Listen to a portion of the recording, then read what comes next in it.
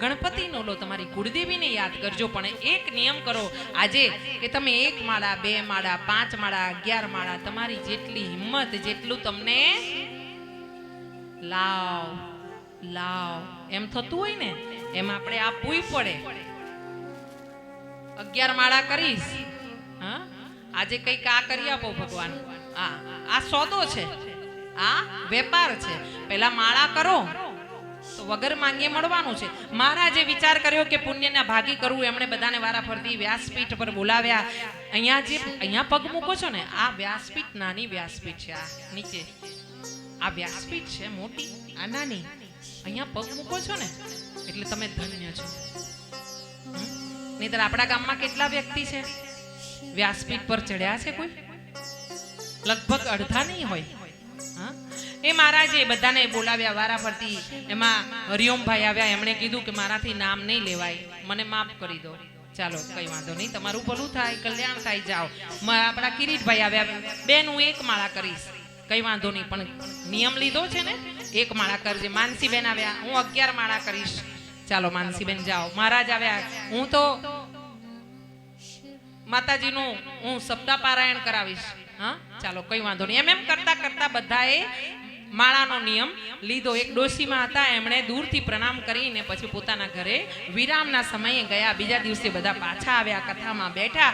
આમ જ બેઠા હતા ને એમ મેં પૂછ્યું ને કે હરિદ્વારથી શું લઈ ગયા હતા? એમ પેલા મહારાજે પૂછ્યું કે કાલે તમે સંકલ્પ કરીને ગયા હતા, શું તમે સંકલ્પ પૂરો કર્યો છે? કોઈએ કીધું હું ભૂલી ગયો, કોઈએ કીધું 1 કીધું તું પણ અડધી માળા થઈ, કોઈની 5 હતી એની 2 માળા થઈ. અને પેલા માજીનો વારો આવ્યો. એ ડોશીમાં માં બેઠા હતા અને માડીને પૂછવામાં આવ્યું, માડી કાલે તમે નિયમ લઈને ગયા હતા, સંકલ્પ કર્યો તો નામ સ્મરણનો?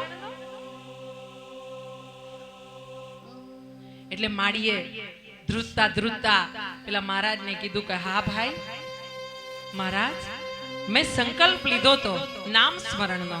હા માડી કેટલી માળા કરી, કેટલું નામ કર્યું? એટલે માડીએ છે ને એના ચણિયામાં અહીંયા છે ને ગાંઠ બાંધી હતી પોટલીની. એ પોટલી કાઢી ધીરેથી વ્યાસપીઠ પર જઈને એ પોટલીને આમ કરીને મૂકીને કીધું, બાપજી મેં આટલું નામ લીધું છે. હા, અને એ પોટલી ખોલીને તો માજીના નામ સ્મરણ ગણજો. તમારાથી તમને એકડા બગડા આવડતા હોય ને તો નામ સ્મરણ ગણજો. એ પોટલી જ્યારે વ્યાસજીએ ખોલીને કથાકારે તો પોટલીમાંથી બાજરીના દાણા નીકળ્યા. તો વ્યાસજી તો વિચાર કરવા માંડ્યા, અરર આને કેવી રીતે નામ સ્મરણ ગણવું? એટલે માજીને પૂછ્યું કે તમે કેવી રીતે ગણ્યું? તો એટલે માજી હતા ને માડી, એને એમ કીધું કે બેટા આ છે ને 1 દાણો મૂક્યો ને રામ રામ રામ રામ, મેં આવી રીતે બેટા નામ સ્મરણ કર્યું હતું.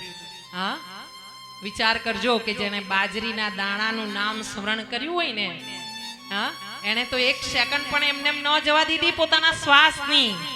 હા છોડ્યો શ્વાસ તોય રામ કીધું, લીધો ને તોય રામ કીધું. એને 1 સેકન્ડ નો એડે જવા દીધી. અને એટલે જ કહેવાય છે કે જેને રામનું નામ લીધું છે ને એટલા જ તર્યા છે. બાકી ગેરંટી લખીને જવાની, આવવાના છો, અહીંયા અટવાવાના છો ને પાછા જવાના છો. ઘરવાળાની ને સમાજની ને તમારા સંસારવાળાની ને પડોશીઓની ગાળો ખાવાના જ છો. એમાં ક્યાંય 2 મત નથી.